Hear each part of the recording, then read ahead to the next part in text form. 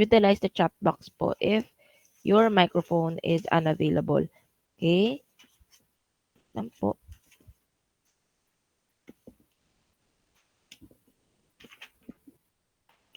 Alright. Okay, so let's begin with Miss Abat.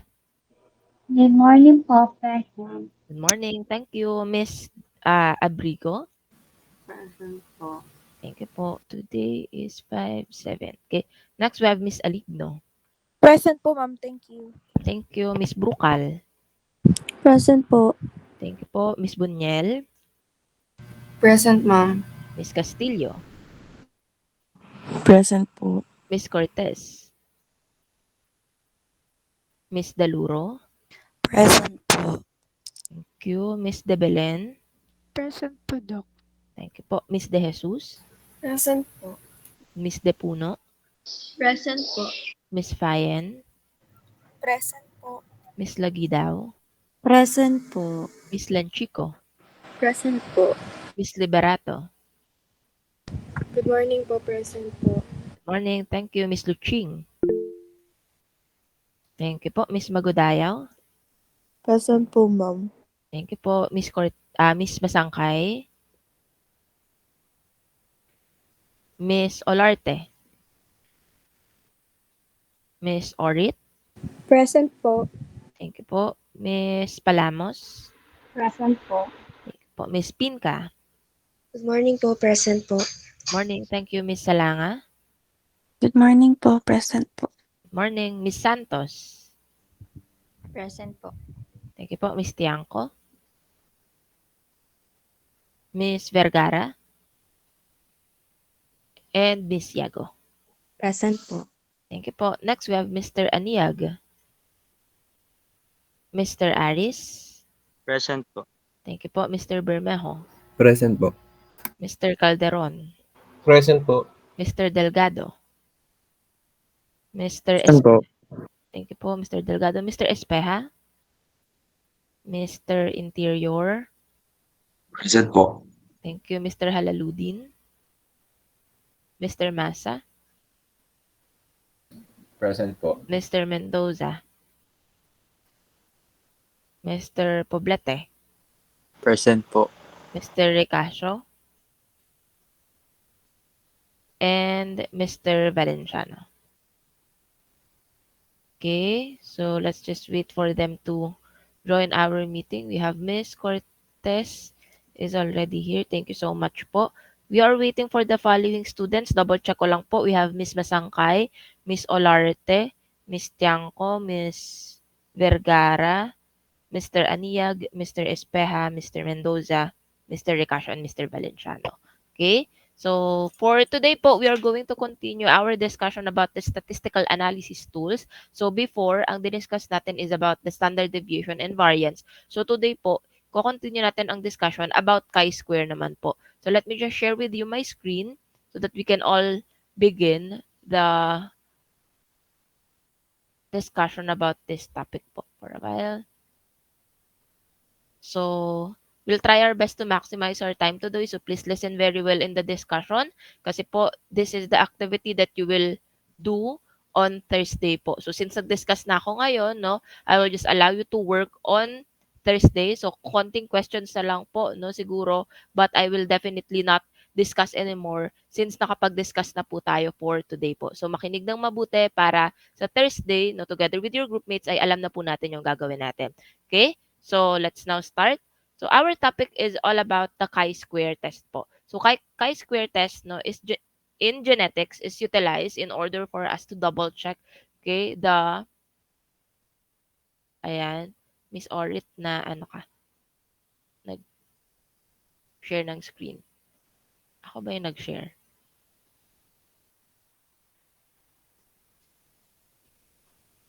For a while po. Ayan, okay.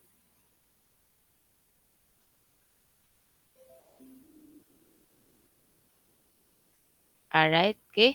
So once again, no, the chi-square test is a statistical analysis tool almost similar to your standard deviation and your S-squared, no, your what the other one, standard variance. test, no? So your chi-square test is used in genetics to determine whether your observed frequency, okay, differ significantly from your expected frequency. So meron ka ditong subtraction, of course, no, ng iyong observed minus your expected. Okay, and then you will have to fill up the table, okay, to get the chi-square, and you are going to compare, no, if your chi-square is similar, okay, almost similar, no, lesser or greater than your tabulated chi-square. So you are going to do this one, no, in your activity po on Thursday. Pero ngayon, magpa-practice tayo. Para sa Thursday, madali na po yung activity natin. Okay? So your goal, no, in this activity is for you to make a survey of 20 families na merong 4 na anak. Okay? So pwede siyang kunwari mga artista, no? So, sikat na pamilya ng mga artista, basta 4 ang anak po, ha? So you will have to identify how many children muna ang meron sila. So kapag na-confirm nyo na may 4 na anak itong pamilya na ito, you will have to write down or list down, okay, ilang mga anak ang babae at ilang mga anak ang lalaki. Okay, so there are 5 combinations na pwedeng maging result nung 4 na children na yon. Pwede tayong magkaroon ng 3 babae at 1 lalaki, okay, or 3 lalaki at 1 babae. We also have 2 boys and 2 girls, no? Ano pa? You have all 4 boys, no? All 4 girls. So may 4 na combinations po tayo, no? Na pwedeng maging result ng survey na ito. So again, you will have to get data ng 20 families po. Okay, with 4 children. So once ma-record at matabulate nyo na, no, yung mga different sexes, no, of the offspring, okay, you will have to compute now for your chi-square table po. Okay, but before that, you will have to create a simple problem, okay, referring to the consistency of the equal number of boys and girls in the surveyed families. Okay, so doon magpo-focus yung problem na gagawin ninyo. Alright? Right after creating a problem, no, you will have to sa scientific method, right? You will have to create a problem first and then try to answer that problem. Okay?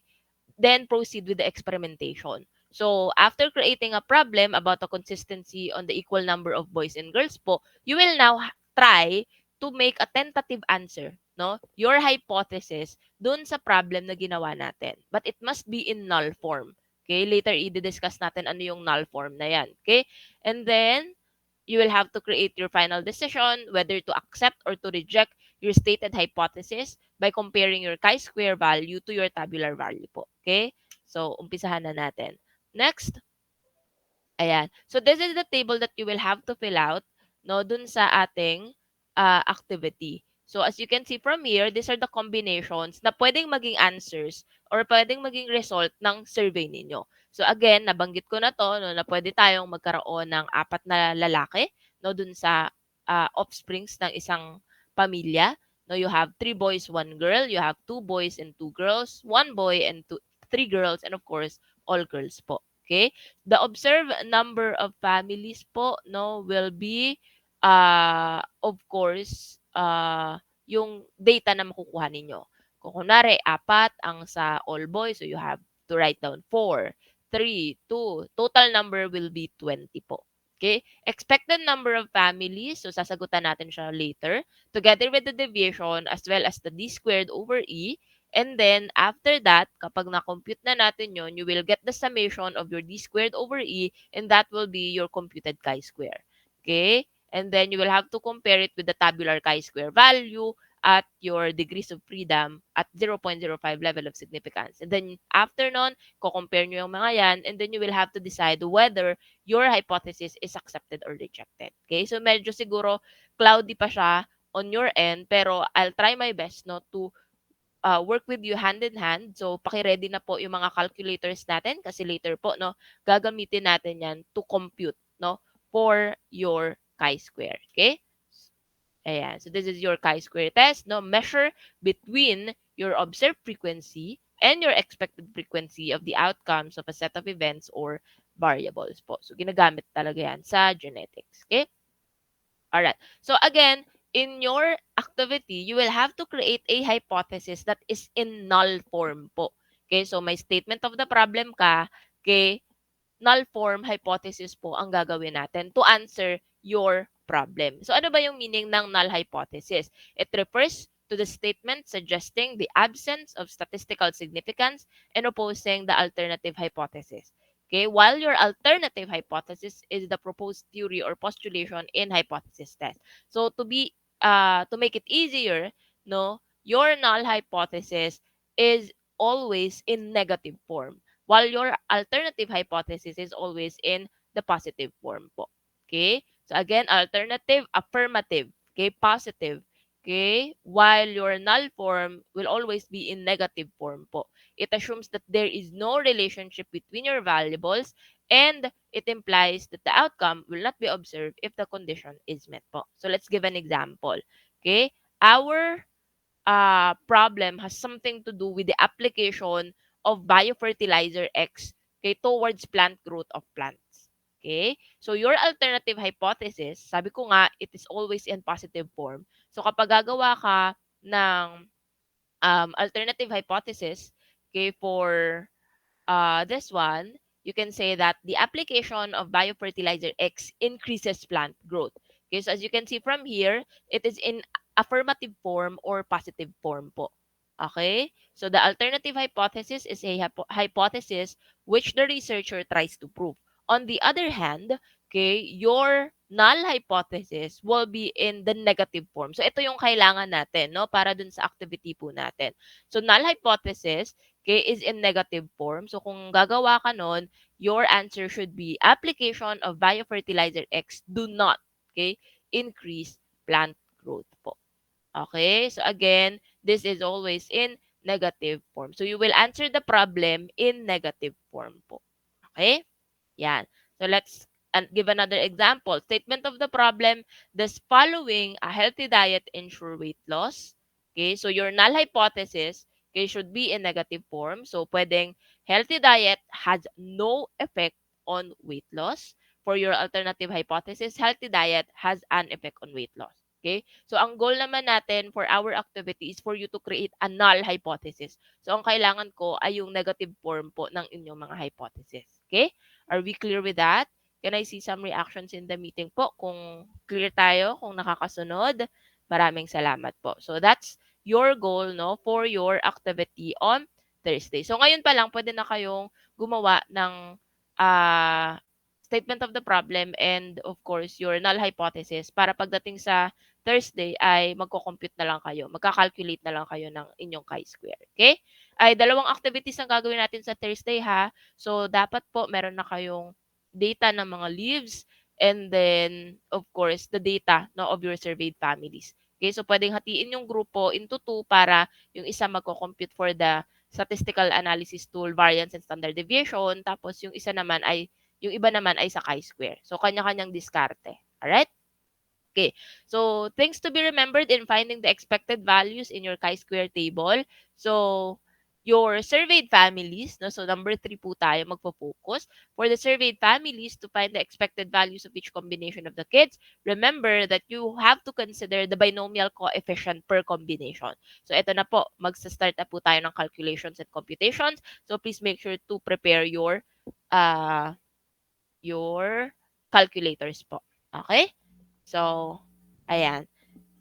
Let me just share with you the table for a while. Pukunin ko lang yung calculator para may pang counter tayo. Okay. So, this is the formula that you will have to utilize to get the expected number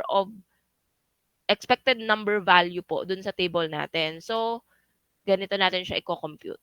Alright. Pero bago yon, mag-umpisa muna tayo with the surveyed families. So, kunwari, no, sa survey ninyo, nakakuha kayo ng ganitong klase ng data. Okay? So, as you can see from here, naglagay na po ako ng mga values dyan. Okay? So, dyan sa mga values na yan po yung gagamitin natin para mabilis tayong makapag-compute for a while po. Okay. Yan. Okay. So as you can see from here, now we have 20 surveyed families. Tama ba? You have 2 plus 7, you have 9, 13, 14, 15, 20. Okay. So you have 2 all boys, 7 3 boys, 1 girl, 4 2 boys, 2 girls, 5 1 boy, 3 girls, and dalawa na all girls. Dun sa surveyed families natin. So again, this value may differ. Depende po sa survey na gagawin ninyo. Ito po ay mga values na inilagay ko lang. Hinulaan ko lang yan. No? Okay, but again, the total number should be 20. So the first thing that you have to do is, of course, to get the binomial coefficient of your combination. Okay? Bago po tayo makapag-compute ng expected number of families. So, umpisahan natin, no, by going back to the formula that I shared with you.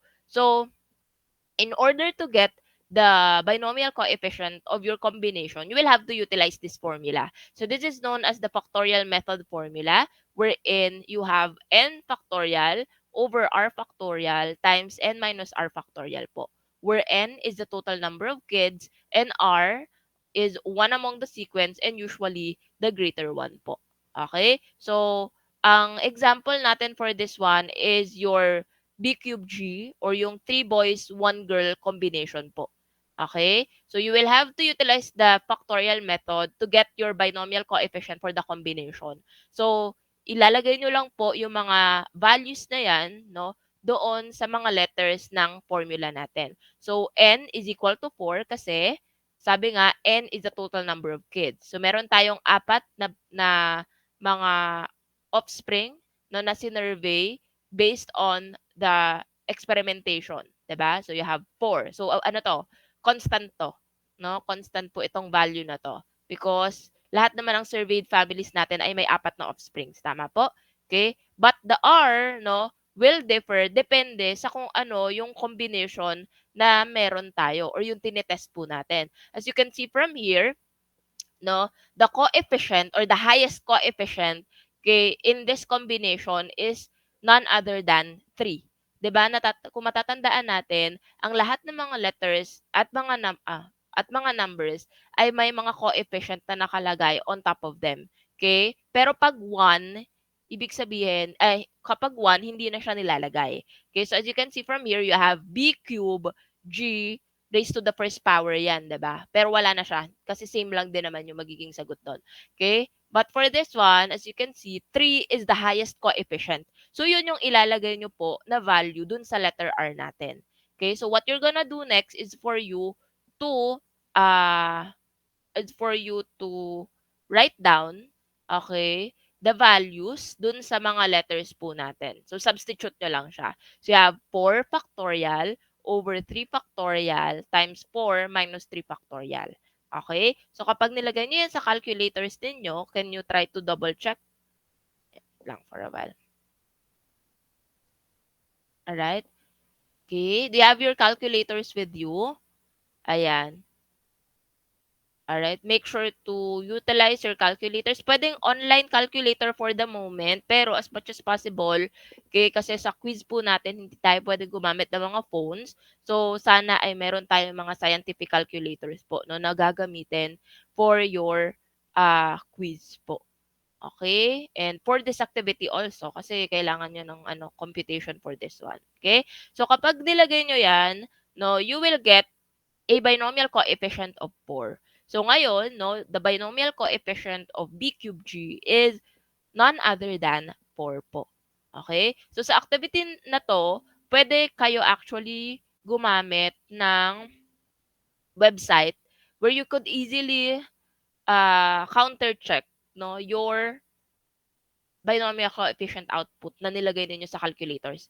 Kasi baka mamaya hindi kayo comfortable or hindi kayo familiar pa sa tamang paglalagay ng mga values dun sa formula natin. So, para ma-counter-check ninyo, you may utilize this website. Pinin ko po siya sa ating in-call messages. Pa-double check na lang po. So, yan. Ipe-present ko rin siya para makita ninyo. Okay. Ayan. So, may mga ads lang to. Pero, helpful naman itong ano na to. Itong website na to.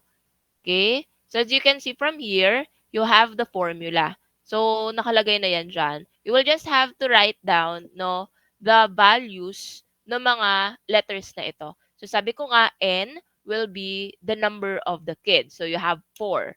Okay? K or yung R na value natin dito sa formula natin kanina ay similar lang naman. So you will just have to write down, no, substitute the value of K, which is 3. Tama? Kasi yun yung pinakamataas na coefficient ng ating mga combinations kanina. And then you will just have to click calculate. And then after nun, may computations ng lalabas together with the result. Okay, so the answer is 4. Pero if you want to know the step-by-step solution, pwede nyong ibaba, no, yung inyong mga mouse so that you can see the formula. Okay, so ganito yung lalabas.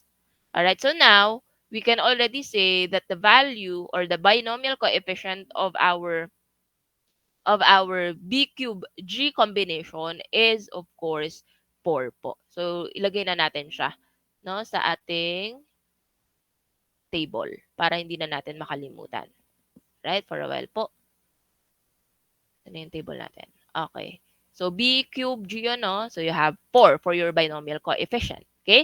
So now, we are going to compute for the expected number of families. Dun sa libro nyo, walang nakalagay na binomial coefficient dyan. Pero kasi, kailangan natin yon to compute for the expected number of families. So, pwedeng gumawa kayo ng hiwalay na table dun sa inyong libro, no? Para hindi nyo makakalimutan kung ano yung binomial coefficient ng combination ninyo. Okay? So, now let's go back. Once you already have calculated for the binomial coefficient, magpo-proceed na tayo ngayon for the expected number of families po. Okay? So, you are going to multiply your binomial coefficient to your combination, alright, and multiply it as well with the total number of families that you have surveyed. Okay? So, let's give an example. You have 4 times B cube G. Alright? Okay? So, 4 times, bakit 1/2 to? No, remember that the probability of getting a boy or a girl, no, sa mga offsprings po natin is 1/2. Tama? Parang sa tossing of coin. It's either you get a head or a tail. So sa offsprings, of course, no, scientifically speaking, alright, you can get a half chance, no, na babae ang offspring or a half chance na lalaki ang offspring. Okay? Tama po ba? Can I see some reactions in the meeting kung nagagets po yung sinasabi ko? Ayan, maraming salamat po. So now, you will just have to substitute those values dun sa B and G po natin. So you will have to compute, no, 4 times 1/2 cube times 1/2. Alright? So after nun, no, you will get 4 times 1/16 equals to 0.25. Okay, pero hindi pa po tayo natatapos doon, no? You will have to calculate now for the expected number by multiplying, okay, this number to your number of surveyed families. Okay, so our number of surveyed families is 20. So you have 0.25 times 20. Sige nga po, paki-compute nga po sa mga calculators ninyo.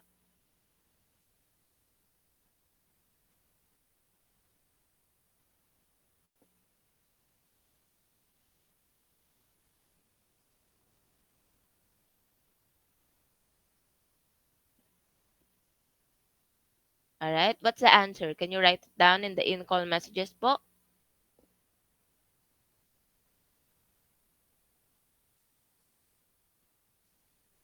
(0.25) K times 20. What's the answer? Alright, very good. Thank you, Ms. Santos, Payen, Palamos, and the others. Thank you po. So, our expected number of families will be 5. Okay? So, lagay ko yung ano dito ha, formula. So, you have 4. Wait lang. 4. This is your binomial coefficient times 1/2.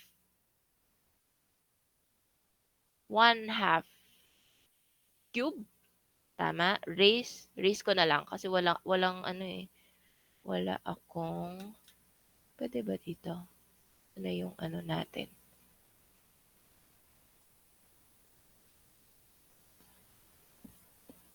Ay, wala. Okay. Ilagyan ko na lang ng ano, ganito. Okay. Raised to the third power times 1/2. Okay. So, saan po nanggaling itong formula na to, itong 1/2 cube, 1/2 po, dito po yan sa combinations po natin.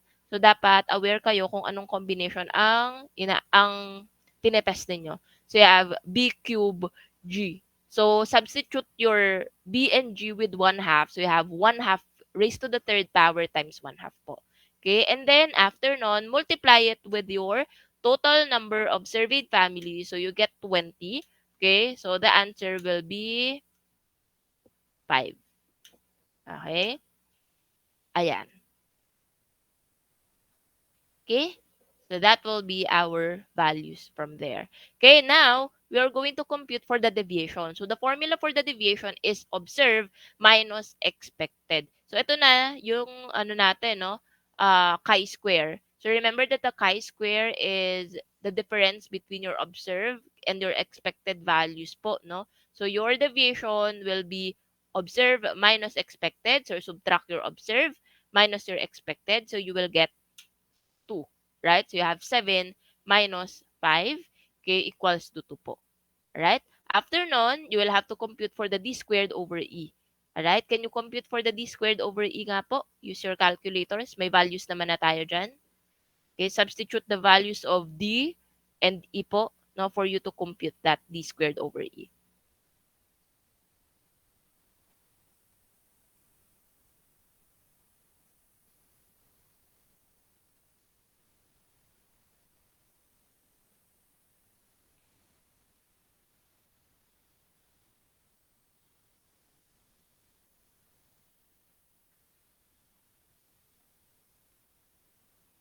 Okay, what's the answer? Ano ang nakuha natin?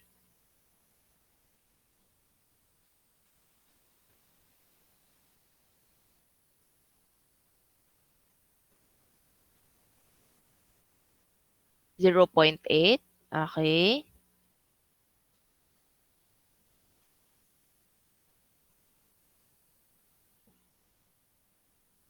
Alright. Did we all have the same answer? So you have d squared, okay, is 4. Tama ba? Divided by your e. Ano ang e natin? 5. Okay. So we got 0.8 po. Okay? So, sa substitution lang po ng mga values since meron na tayong mga values dun sa table natin. So, 0.8 will be our d squared over e. So, now, let's try to answer no, the remaining boxes ng ating table. So, let's start by knowing the binomial coefficient of all boys naman po. Okay? So, let's try to compute for the binomial coefficient of your all boys. Pwede natin gamitin yung website na ginamit natin or pwede kayong mag-practice using the calculators kasi again sa quiz po natin sa sa final examination cycle ang gagamitin po natin. Alright? Okay. So you may utilize the binomial coefficient calculator or kung gusto niyo, no, pwede rin naman yung formula na nilagay natin kanina. Ulit yung formula natin nun. You have n factorial over r factorial, k times n minus r factorial.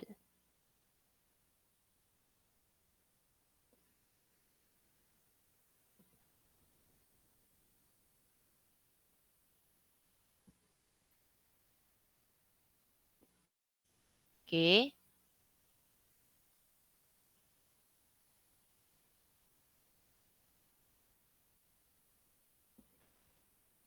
Yan. So, what is our binomial coefficient for all boys? May I know? Ano ang nakuha natin?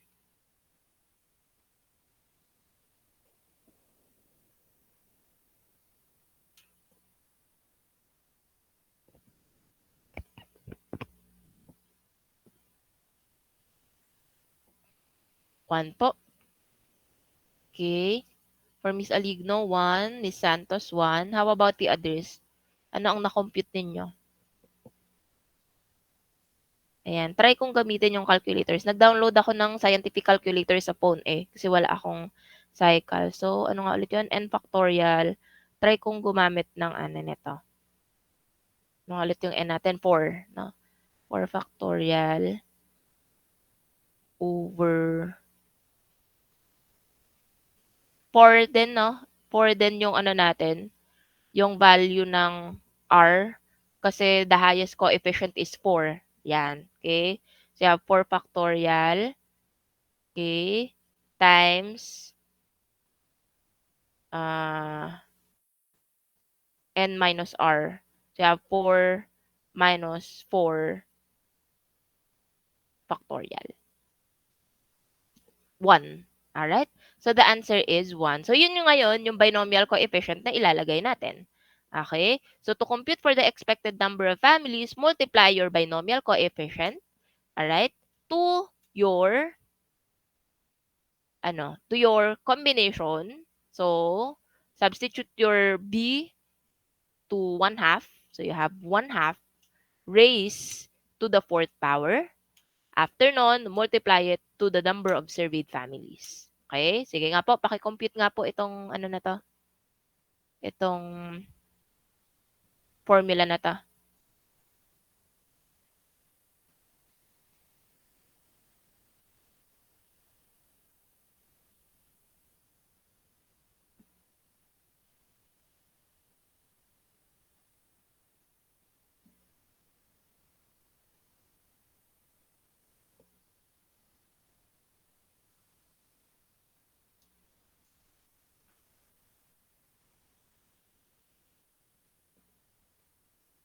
Okay? Once done, don't forget to write down your answer in the chat box. Okay? 5. Did we all got the same answer? 5? Wait lang, naghang na yung cellphone ko. Wait. Yung calculator natin.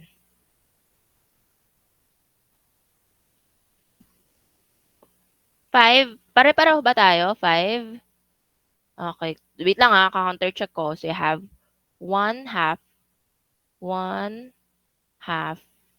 raised to the 4th power times.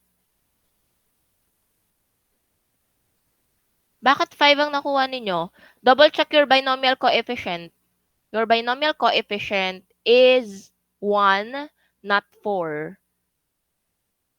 Yan. Very good, Miss Santos.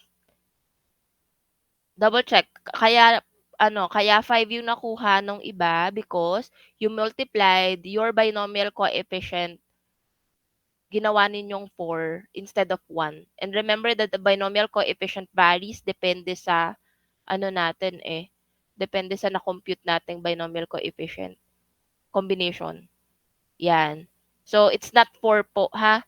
The all boys binomial coefficient is 1. So, kapag minultiply nyo yan, yung mga values na yan, ang makukuha natin will be 1.25. Sige nga po, pa-double check ako dun sa mga sumagot ng 5 kung tama. Na 1.25 dapat ang sagot natin. Ay, bago tayo mag-proceed. Yan.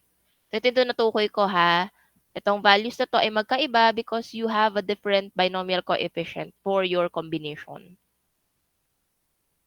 Okay? Nakuha na po ba? Tama? Tama naman, no? 1.25 ang sagot. Okay? Can we all proceed? Okay na po tayo? Na-compute na ng tama ang expected number of families? Can I see some reactions in the meeting? Ayan. Okay, how about the others po? Alright, okay, so pwede na siguro mag-proceed.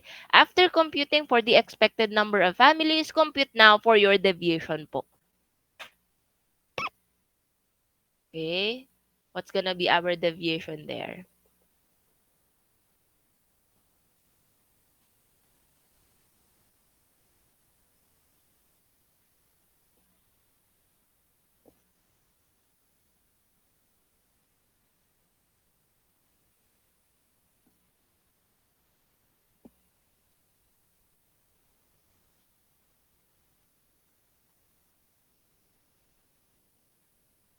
Okay, to compute for the deviation, no, you'll have to utilize the formula O minus E.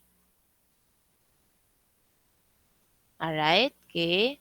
So, O is 2 minus your E, which is 1.25. So, you will get, very good, you have 0.75. po. So, lagay lang natin yung values na yan dyan. Okay? So, you have to make sure that the values are correct kasi parang dun sa standard deviation and variance na activity natin last time, no? Kapag mali yung values na nilagay ninyo, automatic mamamali yung remaining remaining rows ng inyong table po. Okay? So, make sure na tama. So, after nun, compute for the d squared over e po natin.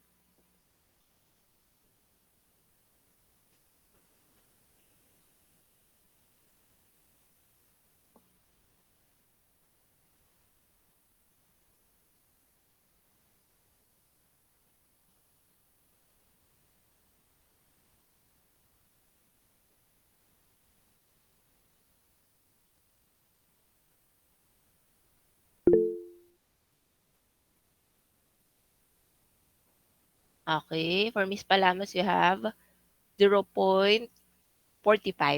Tama? Okay? So, d squared is 0.75 squared. Ayun, calculate ko.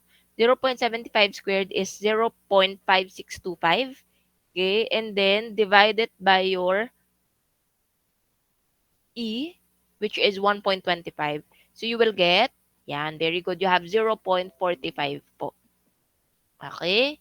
Yan. So, kung yung values ninyo ay, kunwari, may 1 decimal lang, okay lang yon, no? 1 decimal point lang ang ilagay natin. Pero kung dalawa, write down the 2 decimal numbers. Okay? Pero pag tatlo, okay, you have to round it off. So, at least 2 decimal numbers po ang kailangan natin. Okay? So, next, let us try to compute for the binomial coefficient of your 2 boys and 2 girls po. Again, you may utilize the binomial coefficient calculator or pwede rin naman po mag-practice tayo using our calculators po. Okay? Scientific calculators.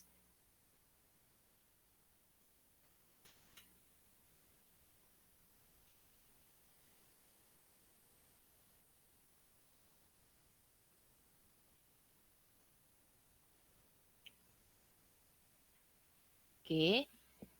Write down your answers sa ating in-call messages para malagay natin yung value for our binomial coefficient.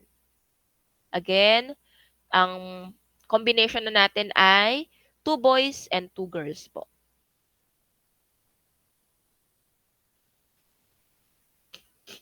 Excuse me.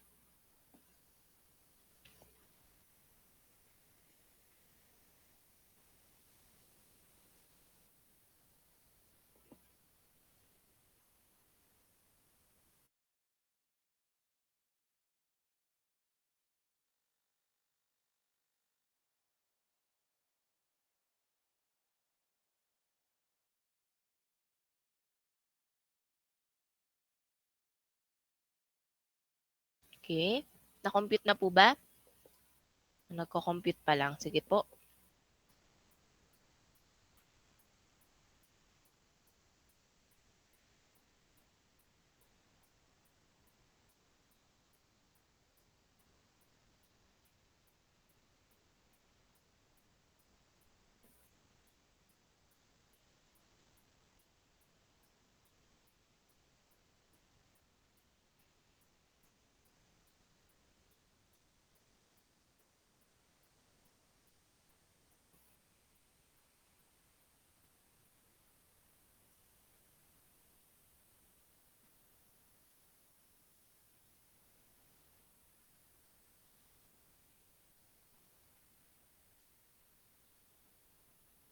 Okay.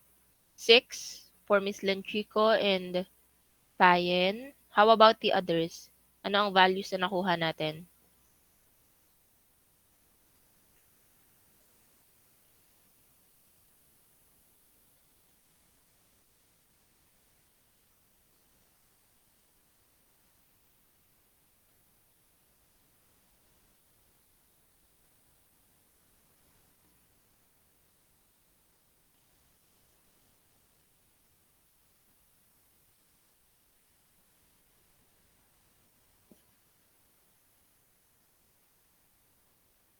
Okay? You have to make sure na alam natin kung paano mag-compute for the binomial coefficient ha. Kasi po, yan ay essential for you to get the expected number of families?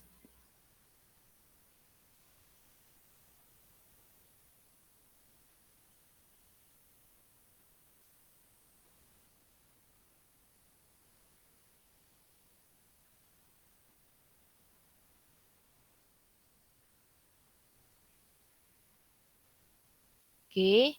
So the binomial coefficient 6, 6, 24, 12. Ayan. Double check. Pwede tayong mag-double check using the binomial coefficient calculator. Ayan. So ganito. Okay. Alright. So you have, ito. Sundan natin tong ano na to. So you have 4 factorial. Ang hirap pag walang scientific calculator. Divided by your, ang R or K natin ay 2, diba? Kasi you have your highest binomial, highest coefficient na 2 for your B squared, G squared. So you have, okay. Alright. And then, ano ang ginawa niya dito? Okay, divided by your 4 minus 2 is 2 factorial. Ano ang 2 factorial? 2 factorial. So, 6. Okay. So, the formula for this one will be, ito na lang yung sundan natin. Although, pareho lang naman yun kasi you have n minus, pero ito kasi, minumultiply natin yung k factorial to your n minus k factorial. Ito. Alright, sige. Sige nga, try natin practicein. Using your calculators, palagay ng mga values na yon. Ito na yon. Hindi pala ako nakashare ng screen kasi. Ito. Okay? So, kung gagamit tayo ng calculator, pag binilipat natin yung values or sinubstitute natin, so you will have your 4 factorial, that's 24. So, tandaan nyo na siya. So, you have 24 divided by 24 divided by, pwede kayong tuloy-tuloy, divided by your k factorial. So, that's 2 factorial times your 4 minus 2 factorial. Minsan kasi sa positioning ng ano o error na siya. O, diba? Kaya, wait lang. So, tandaan ko na lang. You have 24 for the 4 factorial. You have 2 factorial times 2 factorial. Kasi 4 minus 2. So, you have 4. Okay. So, 24 divided by 4 will get 6. Okay. So, 6 will be the binomial coefficient of our 2 boys and 2 girls po. So, practice kayo ha sa mga calculators po ninyo to compute for the binomial coefficient. Kasi po, again, it will be included in your quiz and your final examination po. Okay, so let's now write down 6 for your binomial coefficient dito sa combination na ito. Now, we are going to compute for the expected number of families, okay, by substituting once again, okay, the values of your b squared, g squared, and multiply it to your binomial coefficient as well as the total number of surveyed families po. Okay, sige nga po, paki-compute kayo na yung maglagay ng values na yan. Okay, para makita ko kung alam nyo na kung paano gagawin.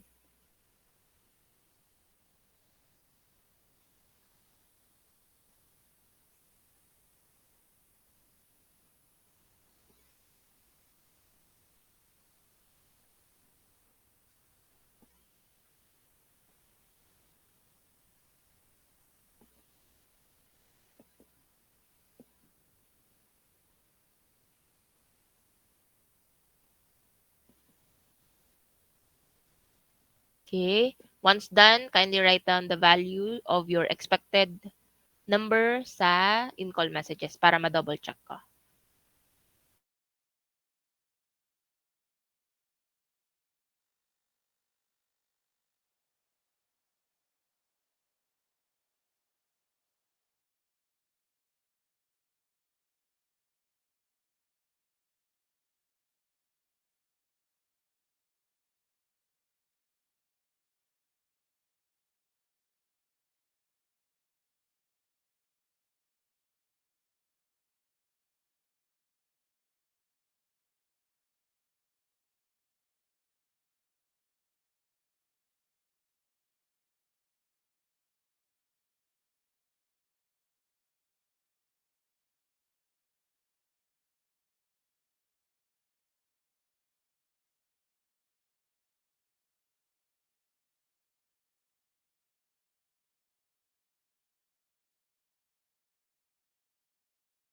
Okay?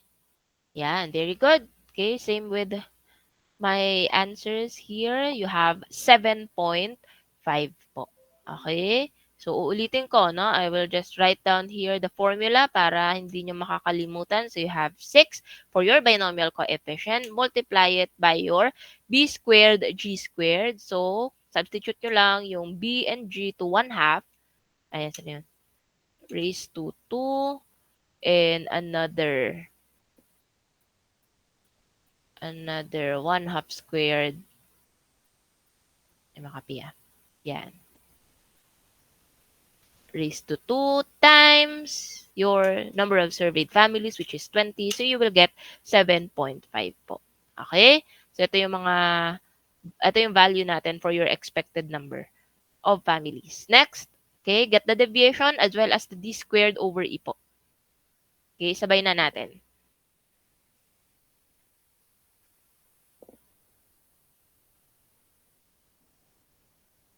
Kapag negative, okay lang kasi magiging positive pa rin naman yan kapag na-squared na natin siya dun sa d squared over e na natin formula. So, sa deviation, kung negative yung values, okay lang po.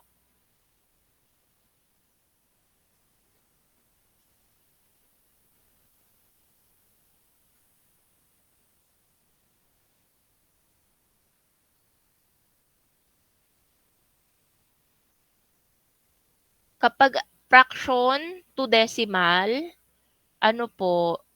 divide nyo lang siya. Kunwari, 1/2.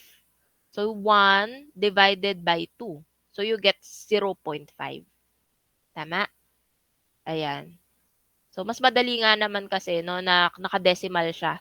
So, kung wala kayong cycle, mas madali na gawin nyo munang decimal, yung fraction, then proceed na kayo. So, kunwari, ito, 1/2 raised to the 4th power. So, you have 1 divided by 2 para sa 1/2 mo. So, you get 0.5 raised to the 4th power.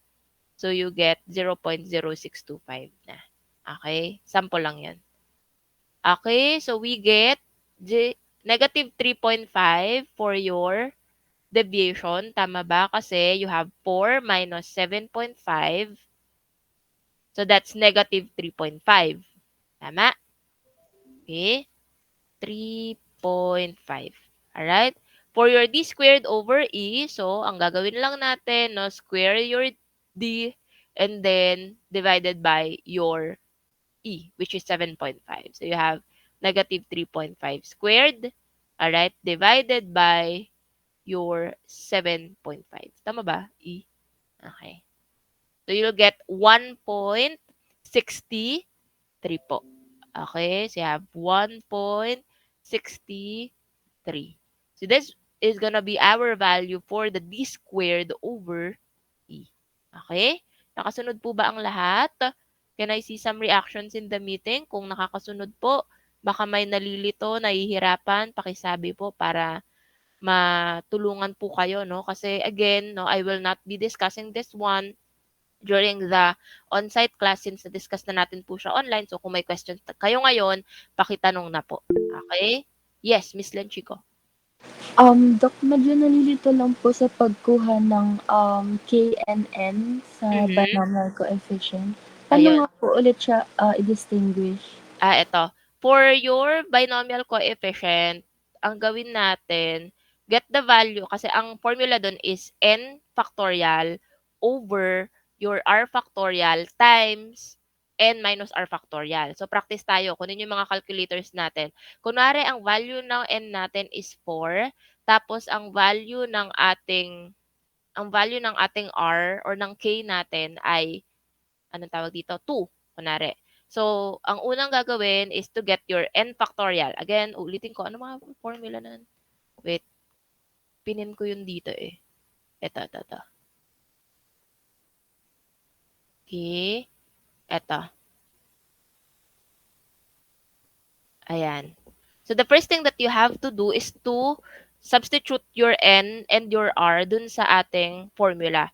So, kunwari, 4 ang ating n factorial. So, you have 4 factorial. Kunin mo muna yung 4 factorial. Okay? So, is equal to, kunwari, 24. Yung nakuha natin. Right? So, tandaan nyo na yon yung n factorial nyo. And then, kung gumagamit ng cycle, pwedeng tuloy-tuloy. Pero, pag hindi naman, hindi ko sure kung pag dire-diretso sa cycle makukuha siya kasi kanina sa akin nag-error eh. Pero, yun muna yung gagawin natin. So, you get your n factorial or 4 factorial. So, 24 yung lumabas. And then, after nun, no, tandaan mo yung value na yon, proceed na tayo dun sa r factorial times n minus r factorial. So, your r factorial is, anong ulit yung values na sinabi ko? 2. Tama? So, your 2 factorial, okay, times your, ano ang n? 4 minus 2. No? So, you have 4 minus 2. So, 4 minus 2 is 2. So, 2 factorial. So, that the answer will be 4. Tama? Okay? Pero, hindi nyo pa dinidivide. No? So, you have your 24, which is the value of your n factorial, divided by yung value dun sa denominator natin. Okay? So, the answer will be 6 po. Okay? Nakasunod ba ang lahat? Ulitin natin. Gawa ako ng ano dito. Para mas madali. Ito kasi yan. Ito kasi yung value na yun eh. Ito. Ito ay merong, paano ba maglagay ng ano dito? Lagyan natin yan. Ayan. Yan. Ay. Ano to? Hindi ba pwedeng lagyan ng ano to?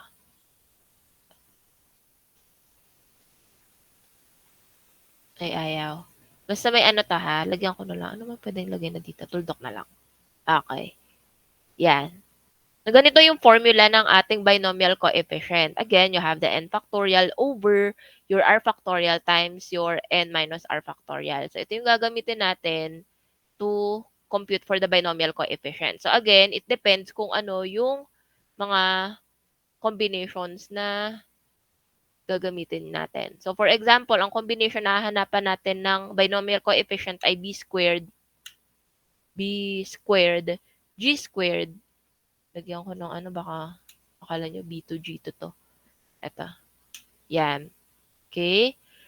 So, the value of n will be, again, the total number of kids, which is equal to 4. So, ito ay constant po. Kasi ito yung number ng kids dun sa surveyed families natin, diba? Okay? And then, your R or K dun sa formula natin, no, ay equal to the highest binomial coefficient natin.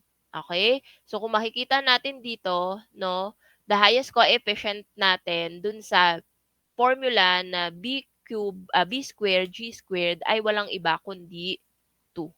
Okay? So, ang value natin for the R will be 2 po. So, ngayon, once you are done no, identifying the values for these letters, you will just have to substitute this. Okay? So, ang gagawin ninyo sa calculators ninyo, no, try to compute for, yan, 4 factorial over, drawingan nyo na lang ng ano yan. Ako na lang later. Over ano yung R? You have 2 factorial, okay, times n minus r. So we have 4 minus 2 factorial. Okay, so dapat ganito siya. Alright. Tapos, lagyan ko nga to ng ano.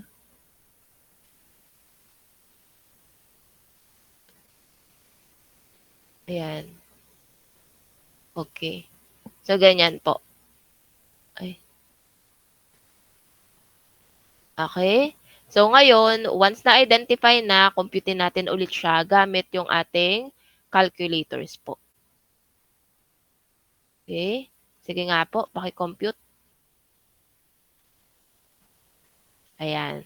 So, yung values nyo, gawin nyo, kasi medyo mahirap siya. Nag-error kasi minsan depende sa kung paano mo tinype sa calculators din. So, baka magkamali kayo. So, unahin nyo muna yung 4 factorial. So, ang value na yan will be 24. Tama? Okay, tapos ito, so 2 factorial is 2. Right? Okay, times 4 minus 2 factorial, that's equal to 2 pa rin. So, ito na. Okay. So, inano ko lang, inisa-isa ko lang para mas madali nyo matandaan. 24 divided by 4. So, 24 divided by 4, you will get 6. So, that's gonna be your binomial coefficient. Okay? Nagets po ba? Nakasunod po ba ang lahat? Ayan, very good. Thank you so much po. How about, sige, practice ulit tayo. Okay? Wala, umurong. Ay, hindi ko nalagay. Sandali lang po. Group ko lang ta. Para hindi siya mahiwalay. Okay. Wala, di na naman. Ayan, nag-group ko lang dito. Tapos ito pala. Ayan. So now, practice tayo. Kunwari, maglalagay ako ng values dito ha. Palitan natin. Ang value ng ating n ay 4. How about if the value of our r is 8, kunwari. Sige nga po. Okay, compute for your binomial coefficient. Value of n is 4. Value of r, okay, is 8. Okay, gamitin yung calculators na para makapag-practice.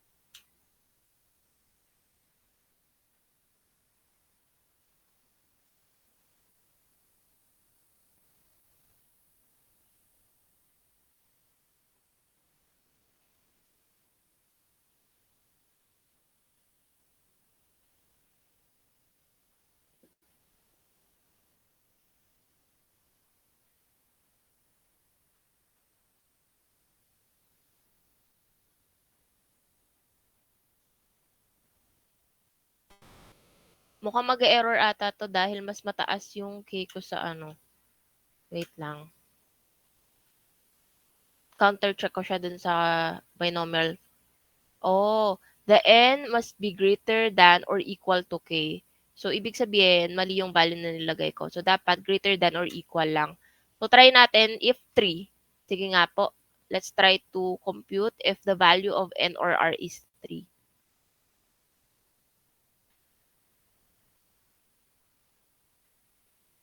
K or R pala?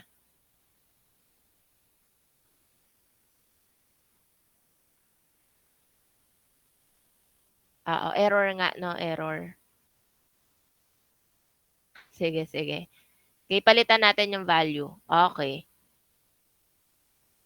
So, our K or R is equal to 3 na, ha?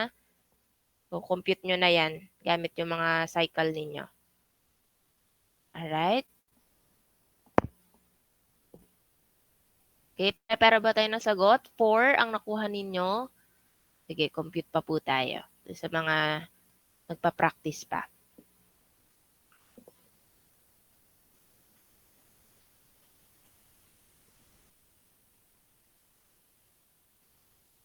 Okay. So, ayan, no? So, as you can see, again, just substitute your values dun sa mga letters na yan. So, you have 4 factorial. So, tama naman yung value natin dito. But your R is already changed. Okay? So, instead of 2, we'll change that 1 to 3. Tama? So, you have 3 factorial times 4 minus 3 factorial na to. Okay? So, pag kinompute natin yan, you will get 4 factorial. So, you have ano ang 3 factorial? You have 3 factorial, that's 6. Okay? 6 times, ano ang 4 minus 1? So, 4 minus 3. So, you have 1 factorial. We have 1. Okay? So, 24 divided by 6. So, the answer will be 4 na po. Okay? Ayan, very good. So, that's how we get, no, the binomial coefficient po. Alright? May nakita akong question kanina, bakit daw hindi na negative yung deviation natin after ma-square? Okay? Dito po kasi, no, you have to, anong tawag dito? Lahat ng value, kailangan kasi nakaparenthesis siya sa cycle ninyo eh. Tama ba? Kasi kung hindi, hindi siya mag-negative, ay hindi siya magpa-positive. Negative 3.5. Wait lang. Ano ba to? So, you have negative 3.5 squared. Ay. Squared. Oh, yun. Dapat naka-parenthesis siya. 3.5 squared. Yan. Para para makuha ninyo yung positive. 'Di ba every number sa algebra kasi kapag ang number po ay negative when you square it, yes, dapat naka-parenthesis. When you square it, nagiging positive siya. Kasi pag nag-square tayo, ibig sabihin, yung number ay minumultiply natin by itself, right? So you have negative, multiply it to another negative number, okay? The answer will be a positive number. Okay? So, di ba nag-algebra na tayo? So, part yan. Yes, apo. Okay? So, ganon, para makuha. Okay, now, let's move on. Tapusin na natin tong table para makapag-prepare pa kayo. Parang may exam ata kayo ng 9:30. Tama ba ako? Sige. So, now, let's move on to the 1 boy and 3 girls for your binomial coefficient. Okay, pakompute po ulit nito para ma-practice na kayo. And then, write down your answers po dun sa ating in-call message para ma-counter-check ko siya.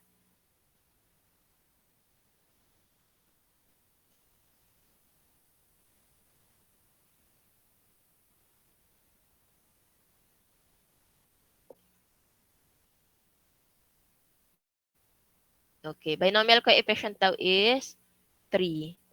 Pareho ba tayo ng nakuha? Pa-double check po, ha? Okay, 4 daw pala, 4. Okay, again, practice na tayo using our calculators para sa exam, di na kayo mahihirapan. Ano ang highest coefficient natin dito? 3, tama? So, that will be the value of your R or yung K natin. So, you have 4 factorial over 3 factorial times 4 factorial minus, 4 minus 3 factorial. Okay? So, the answer will be, what? 4 po. Okay? Actually, similar lang to dito sa 3 boys, 1 girl. Kasi yung coefficient po dito ay 3. So, although nasa magkaibang offspring na ito nasa boy, ito yung nasa girl. Pero when it comes to the highest coefficient, pareho 3. So, pareho lang yung lalabas na sagot doon. Okay? So, you get 4 po. Alright? So, now your goal is for you to get the expected number of families, the deviation, and of course, the d squared over e. Sige nga po, pa-compute. Unahin muna natin yung expected para hindi kayo mahirapan. Okay? Do not forget to compute, calculate, multiply the binomial coefficient to the combination to the number of surveyed families.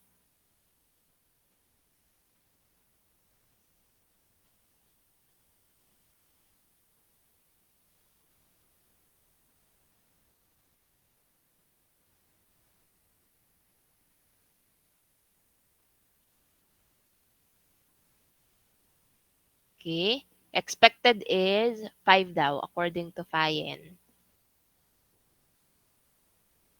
How about the others?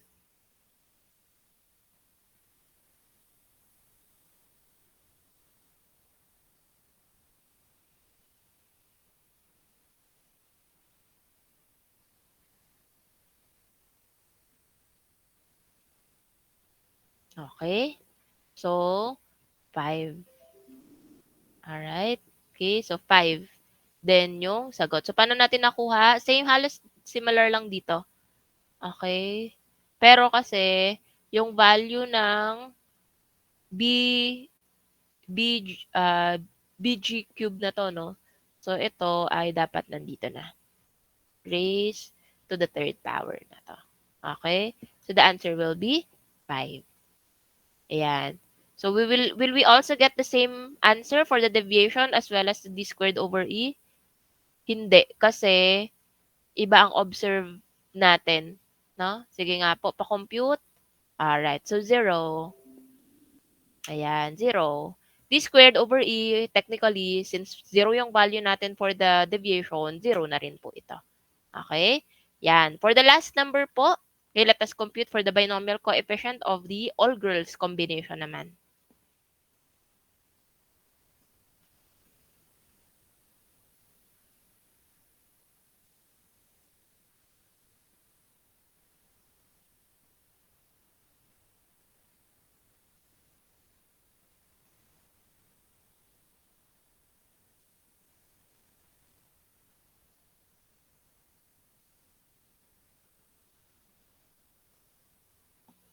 Okay?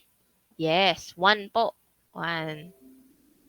Yan, for your binomial coefficient.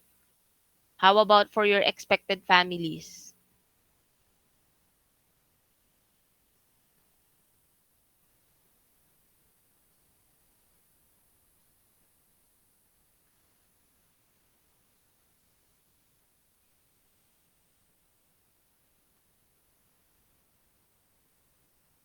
Okay?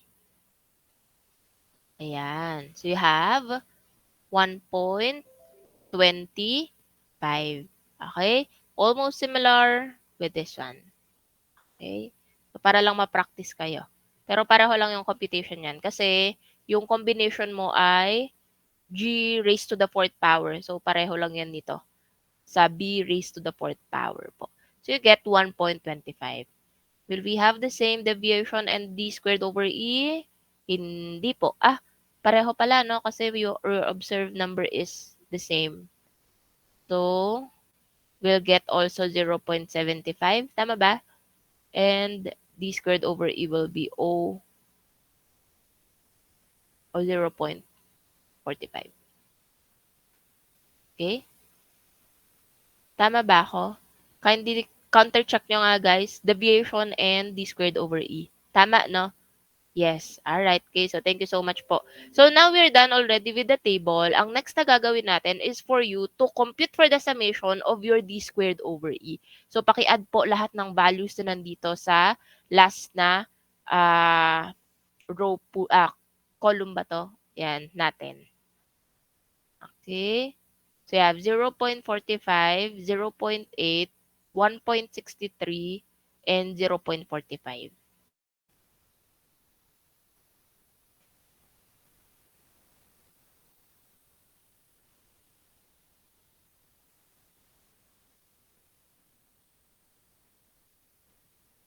Yan. So, we'll get 3.33. Tama?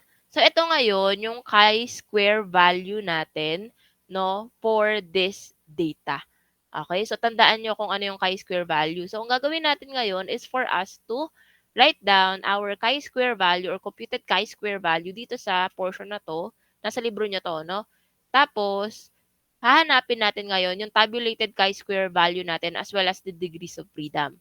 Okay? By using this table po.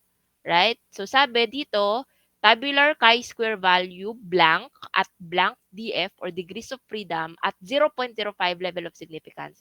So, using this table po, angat ko lang, para ano nyo, malaman nyo kung paano ginagawa to. So, using this table, ang una mong gagawin, ito yung gagamitin natin ha. Okay? So, ang una yung gagawin is to look for the values na given. So, ang value lang naman na given dito is the level of significance. So, look for the level of significance dun sa inyong chi-square table. So, the level of significance is located on the left side. Ito pong values na nandito. So, ang given ay 0.05 and 0.01. So, ang sabi, your, ano sabi? Your,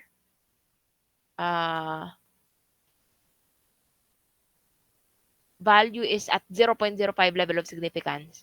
So, ito yon, itong portion na to. Okay? So, ito yung titingnan natin na mga values. Pero, no, it has to be specific. Meron pa tayo mga numbers dito sa taas. To get the value of the degrees of freedom, ito yung DF na yon. The degrees of freedom, you will have to use the formula n minus 1. Okay? Where n is the total number of combinations minus 1 po. Okay? Saan natin makukuha yung number of combinations? Dito po sa surveyed families natin. So, ilan ang combinations natin? You have 1, 2, 3, 4, and 5. Okay? So, you have 5 minus 1 is equal to 4 po. So, 4 now is your degrees of freedom. Okay? So, 4. Yan. Alright?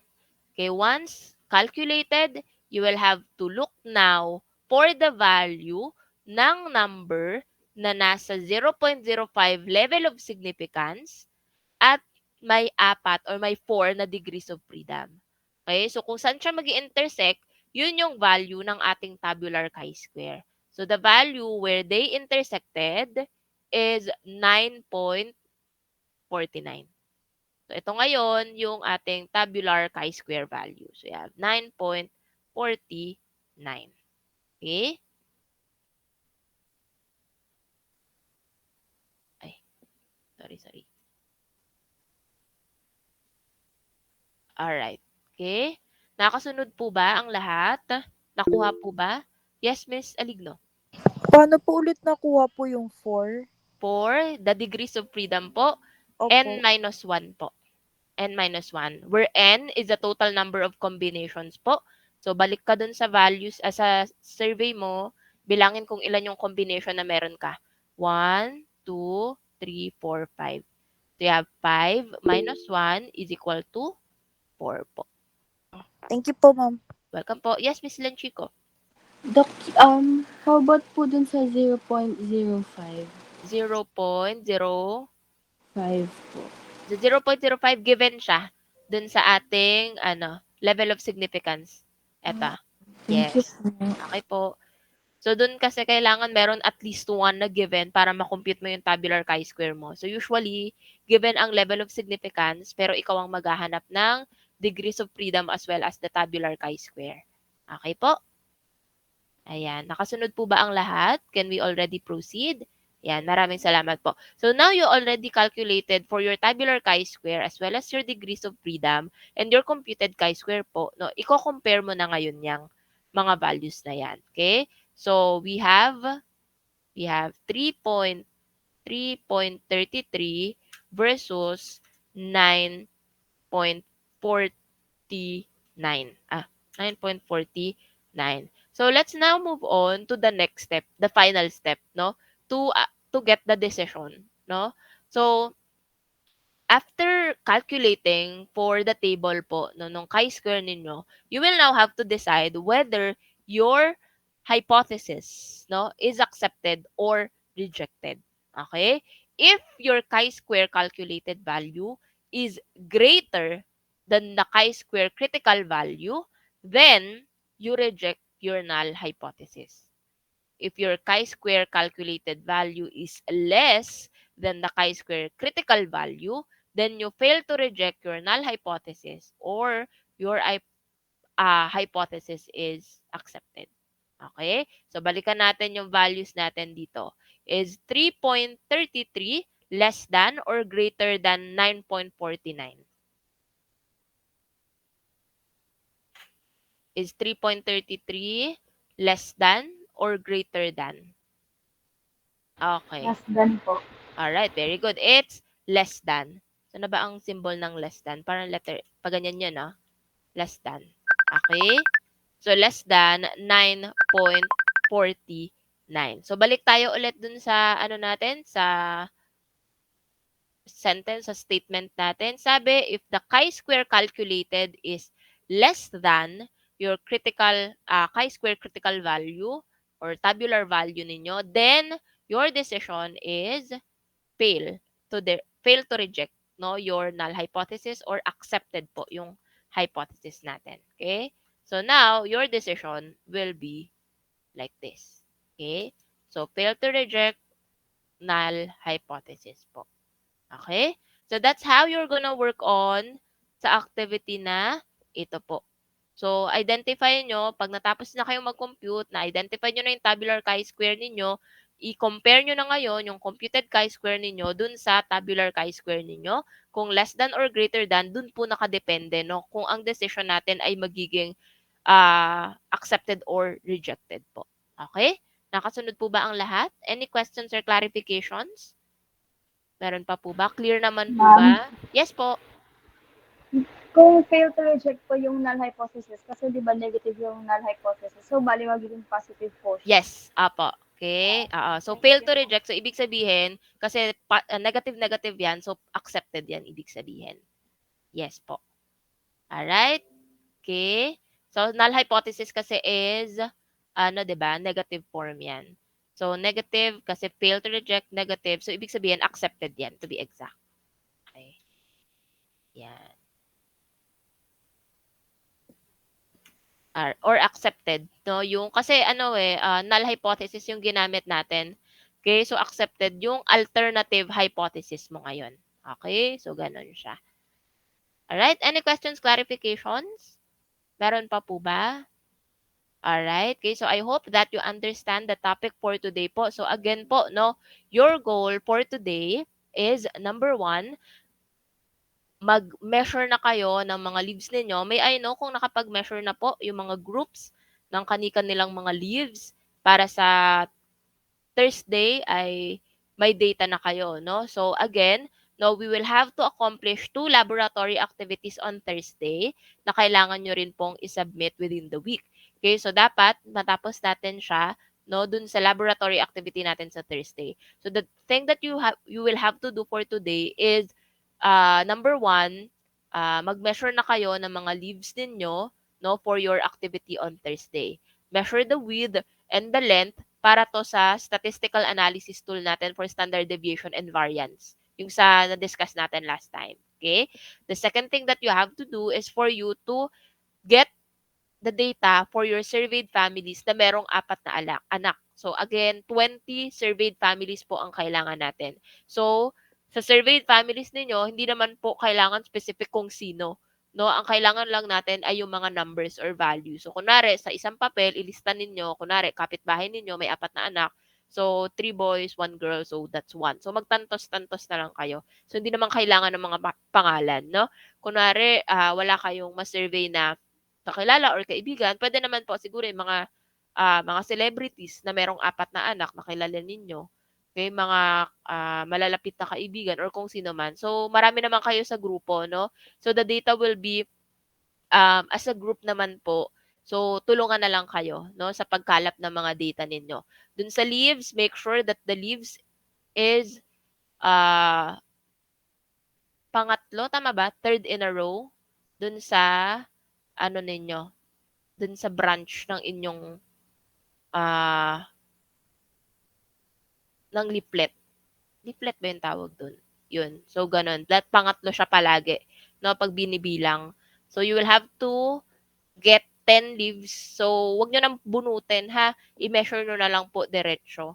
Alright? And then, the measurement should be in millimeter. Mm po ang unit natin. Okay? Ano pa ba ang kulang? Nakalimutan pa ba ako? So, yun lang naman po, no? Make sure to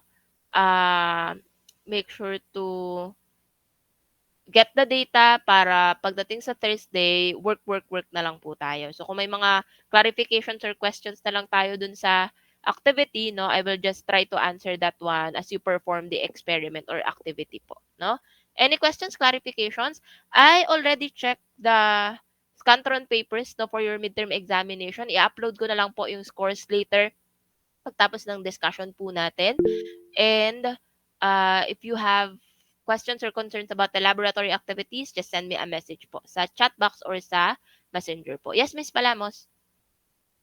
Ma'am, paano po nakuha yung computed chi-square value? Given po ba yun? Computed chi-square natin, dito Ako yan. yung 3.33. Ito po, dito, sa summation of your d squared over e. Okay. Thank you po. Alright, welcome po. Okay, any questions, clarifications po?